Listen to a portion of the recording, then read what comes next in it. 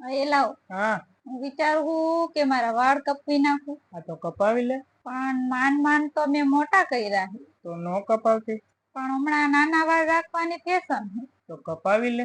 પણ લાંબા વાળ તમને બહુ ગમે તો નો કપાવ. પણ મારી બેનપણી એમ કે તારા મોઢા ઉપર નાના વાળ બહુ સૂટ કરે.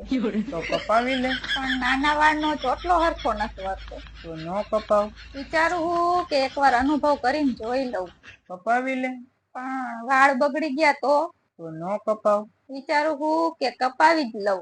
કપાવી લે. જો બગડી ગયા ને તો તમારી જ જવાબદારી આવશે. અરે તો નો કપાવ. નાના વાળ ને હાચવવા બહુ હેલા પડે.